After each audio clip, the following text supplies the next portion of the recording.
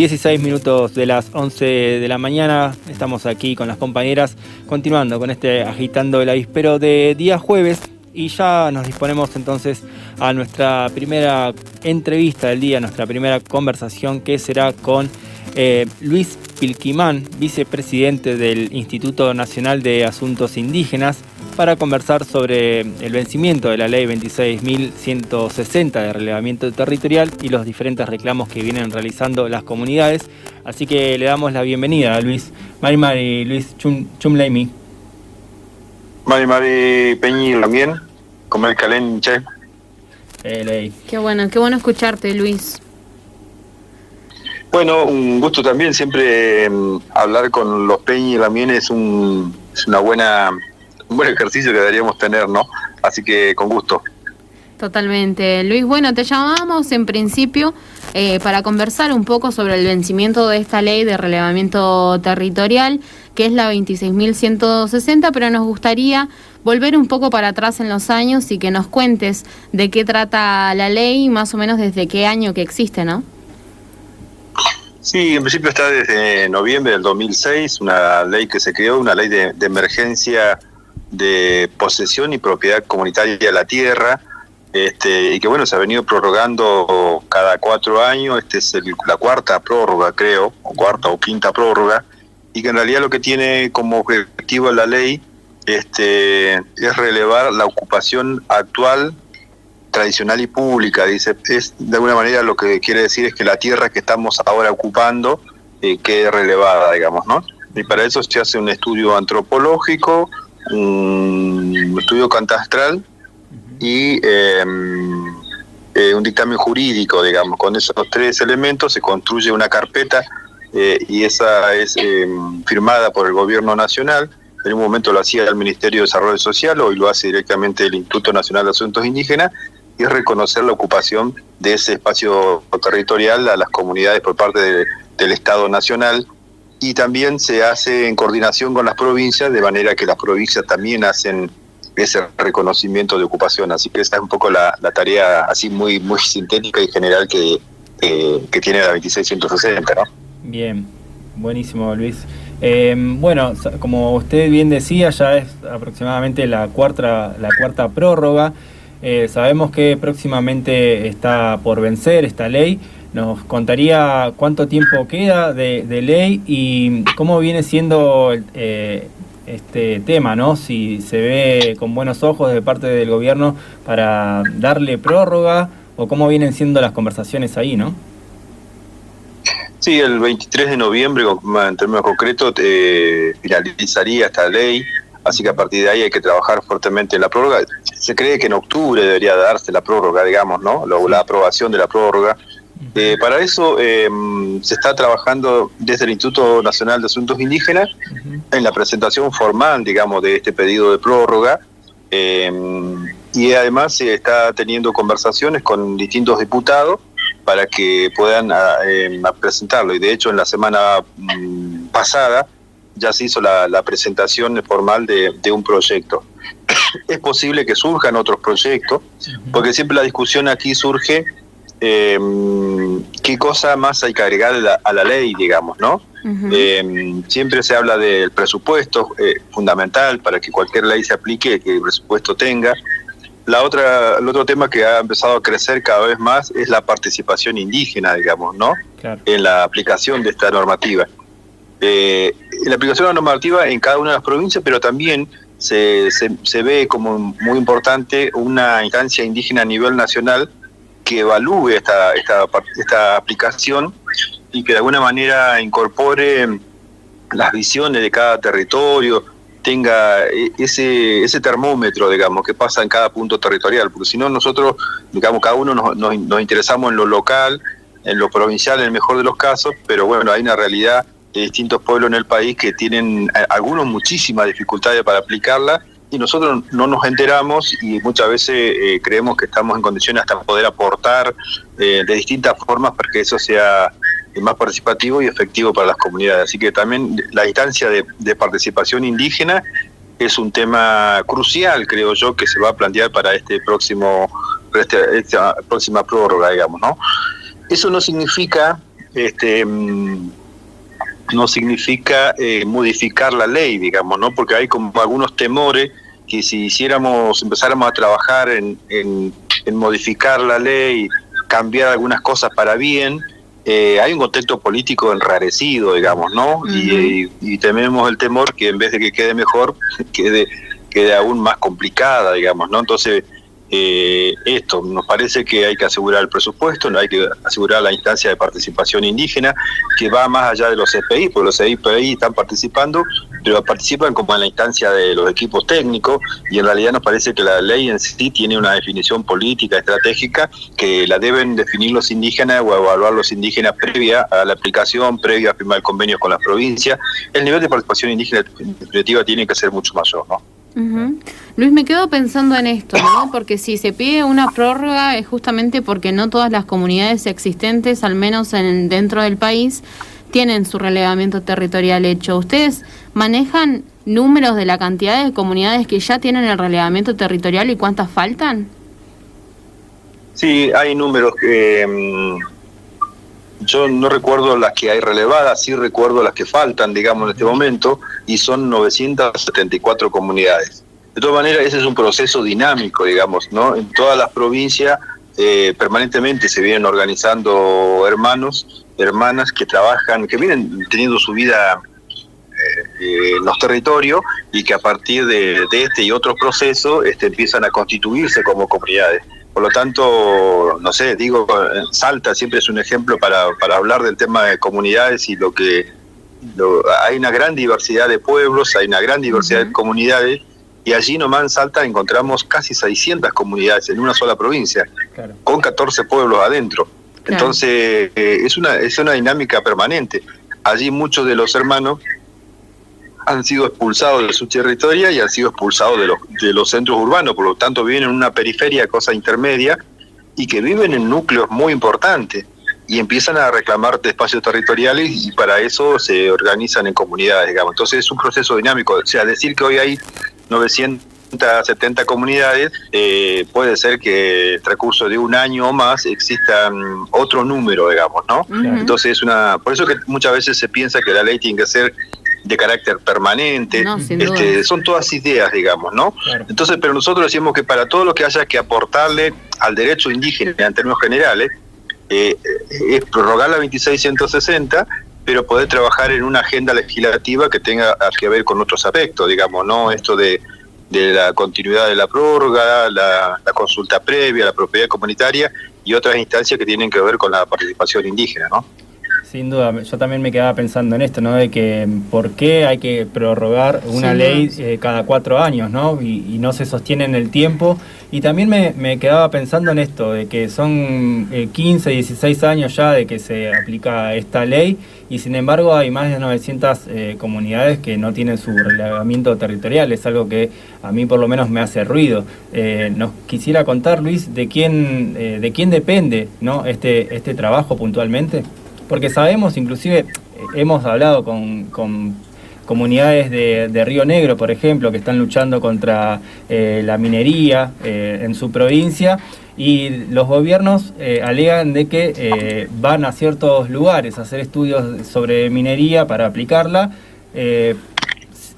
desconociendo supuestamente de que había comunidades en ese lugar, cuando en realidad el relevamiento se supone que ya debería estar hecho, ¿no?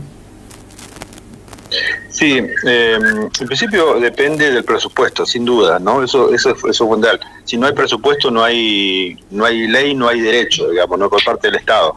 Queda simplemente expresada en la letra y en la buena voluntad. Entonces, ese es el principal presupuesto. Es decir, en el periodo anterior del macrismo no se relevó una comunidad en todo el país, digamos. Lo que se hizo fue avanzar con algunas de las cierres de carpetas que habían quedado del 2014, 15, 16, inclusive muchas de las resoluciones, una cosa muy extraña, digamos, fueron a ver a las comunidades, relevaron las comunidades y no les reconocieron su ocupación actual, digamos. Claro. Por lo tanto, esas comunidades hoy siguen reclamando, es decir, ¿para qué hicimos una carpeta? ¿Para qué hicimos semejante trabajo si el resultado final va a ser no reconocernos, digamos? Entonces hay como una situación ahí bien compleja, digamos. Eso se dio fundamentalmente en comunidades del norte, de Misiones y algo de Salta.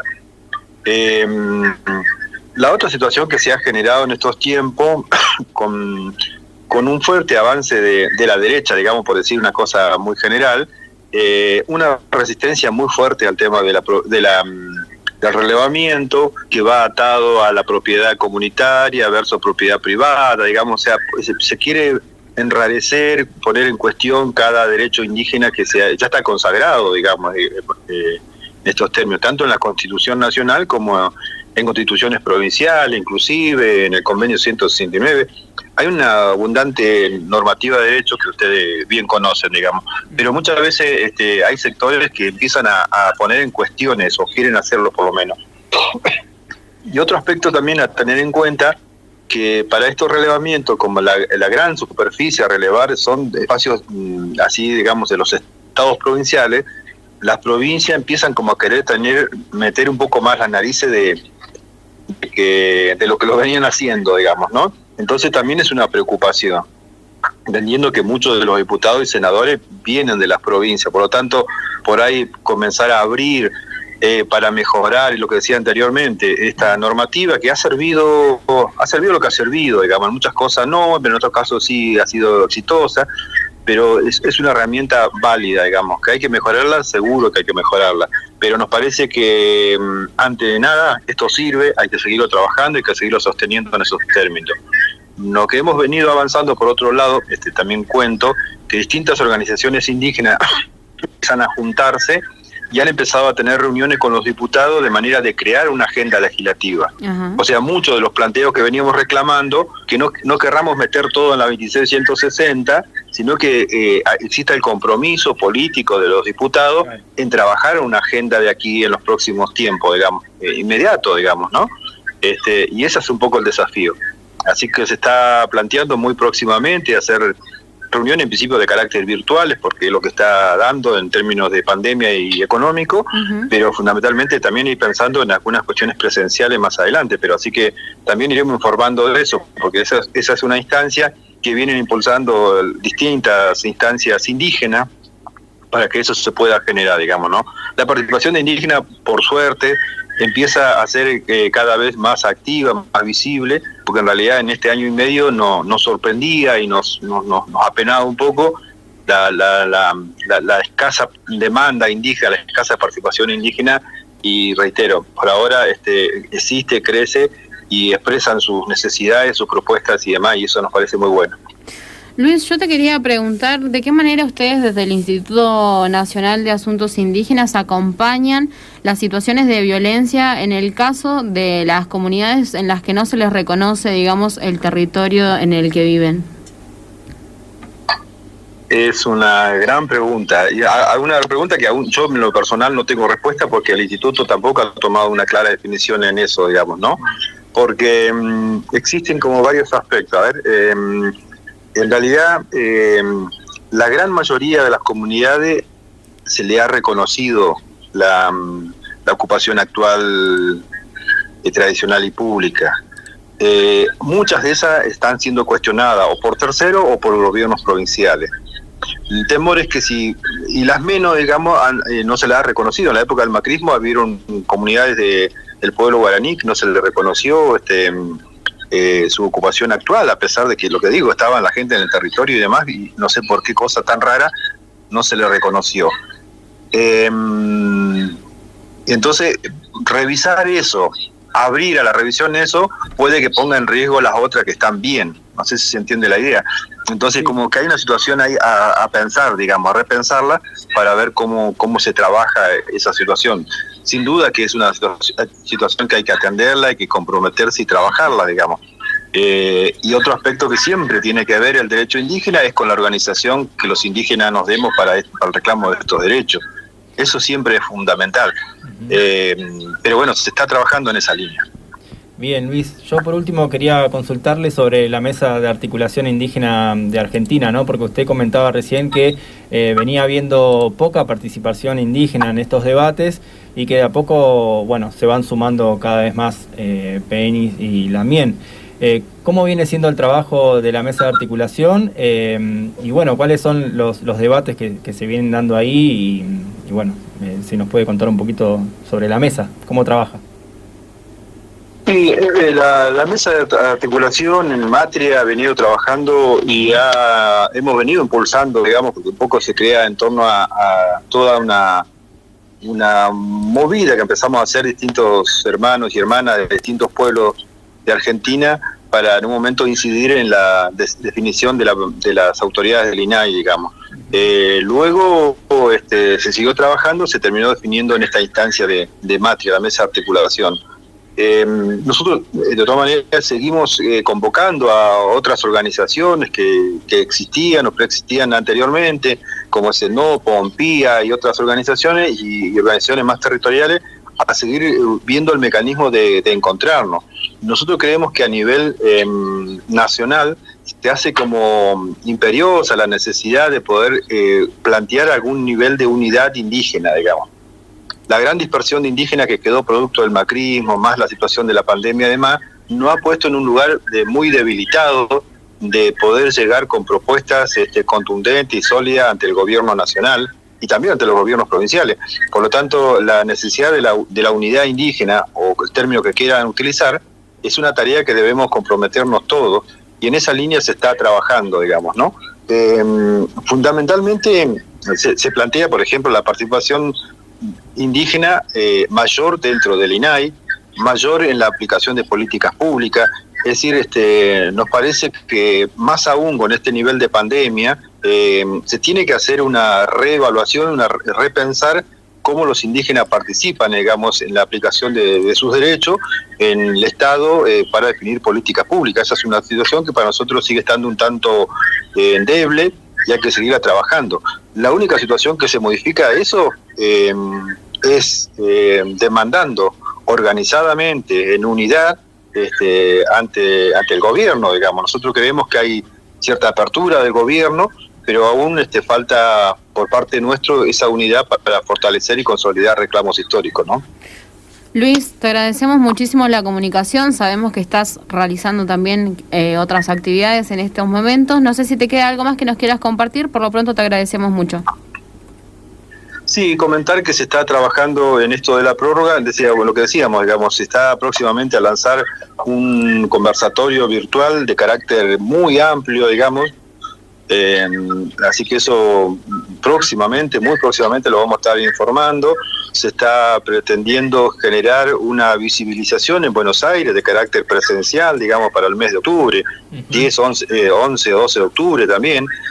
Todo tendiente a esto, digamos, a que los indígenas unidos, los indígenas movilizados, los indígenas en la calle empiecen a ser atendidos y respondidos como corresponden, digamos, ¿no? Así que estamos trabajando en esa línea y por supuesto que vamos a ir informando para estar compartiendo esa información y ojalá sumando a todas las hermanas y hermanos que sean posibles, ¿no? Luis, bueno, quedan abiertos por supuesto los micrófonos de Agitando el Avispero para poder seguir difundiendo los trabajos que vienen realizando, puntualmente en este caso sobre la ley 26.160, así que le agradecemos muchísimo sus palabras, la comunicación y quedamos ahí en contacto. No, muchas gracias como siempre a ustedes y un gran saludo a la audiencia de esa zona. Peucayal. Peucayal.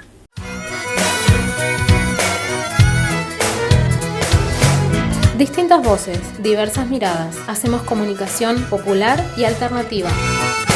Por el 90.5 FM Che Comunitario.